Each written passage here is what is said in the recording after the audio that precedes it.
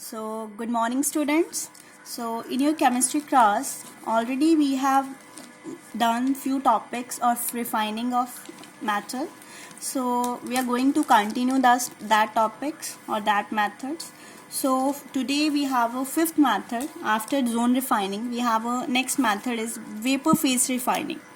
Okay, vapor phase refining. In this case, what we have to do, we have to take metal and we have to change that metal first into a volatile compound. Volatile compound means I already told you what is the meaning of volatile. Means that easily change into a vapor form. That metals easily change into a vapors. Okay, so volatile means easily change into a vapors. So first of all, we have to take a metal. Metal can be changed into a volatile compound by addition of some compound, and after that we have to decompose that compound. Decompose that compound and we will get the pure metal. Okay. So here under this vapor phase refining, two processes are coming.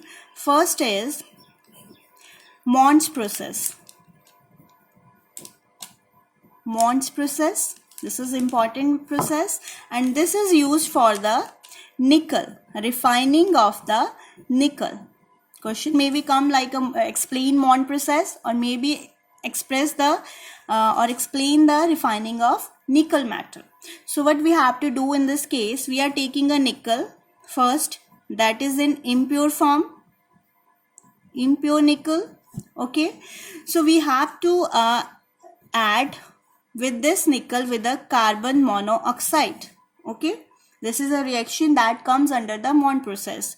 I am taking 4 atoms of carbon monoxide at the temperature 330 to 350 Kelvin.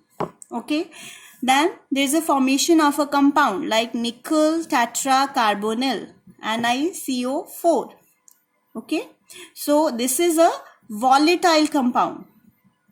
Volatile compound that can be easily decomposed, that can be easily changed into a vapor. So nickel, when reacts with the carbonyl CO, carbon monoxide, it changes into a volatile compound.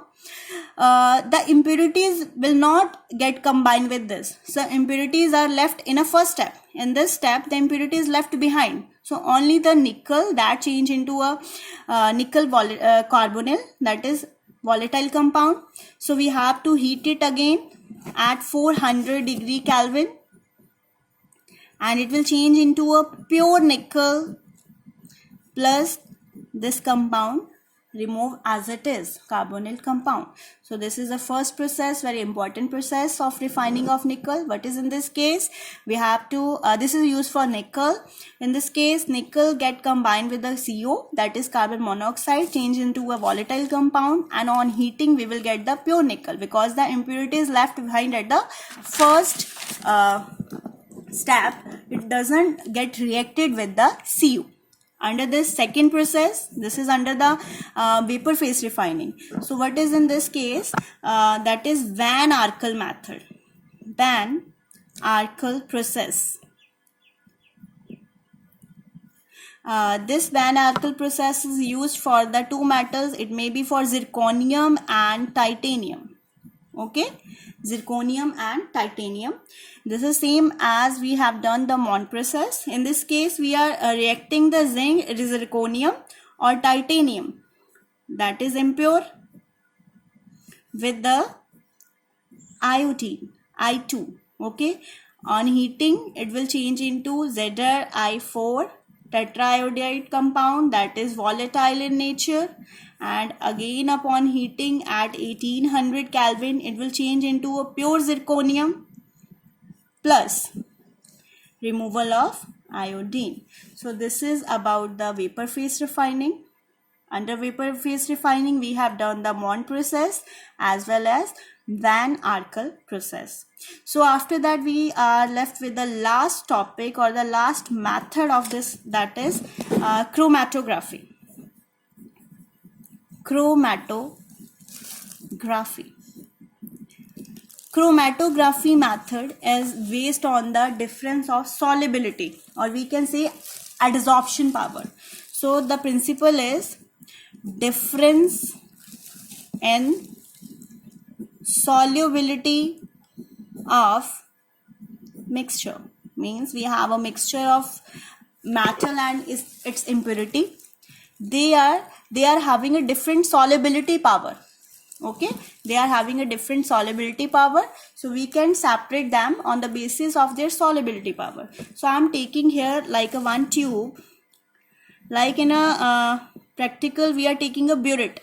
Okay, same like a burette, and in this burette I am filling this with a silica gel.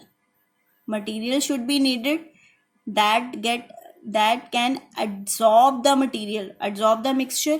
This is called stationary phase. Stationary means standing phase, so we are using here silica gel. Okay, so when I put a mixture, okay, when I put a mixture of impure metal means containing metal and impurities, then what happens here, because they are having a different solubility power, so metals get soluble at this phase and the impurities get at the lower phase of the burette. So we can collect that metal as well as impurities. We can say metal adsorb at different level and impurities at different level. So we can collect these by applying this method. Okay, so this is all about the refining methods. So first of all, we are discussed with the vapor phase refining. Vapor phase refining, in which two processes are there. One is Mond process, second is Van Arkel process, and after that we have a last, that is chromatography. So with this topic we have finished our unit 6. Okay, I'm sending one worksheet also, so complete that worksheet, and next time we will start it with the next unit. Thank you.